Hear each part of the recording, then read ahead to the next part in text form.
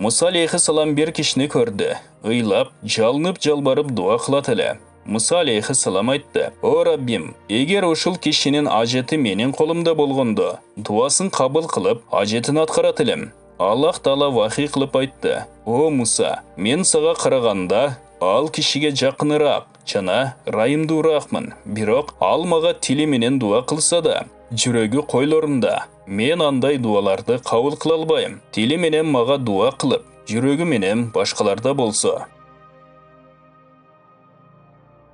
Musa aleyhisselam aytты: "О Rabbim, егер өзіңе қайрылып дуа қылса, намаз оқыған адам, ороза қармаған адам, жихад қылған адам эмне деп жооп берер элең?"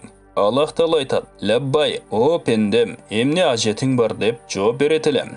Егер күнөөкөр адам дуа кылсачы, Аллах Таала айтат: "Лаббай, лаббай, лаббай" деп жооп берет элем. Musa aleyhisselam айтат: "Эмнеге күнөөкөр пендеге 3 жолу лаббай деп жооп бересиң?" Аллах Таала айтат: "Себеби күнөөкөр пендем менин улуулугума таянган, алдыңкылар амалдарына таянган."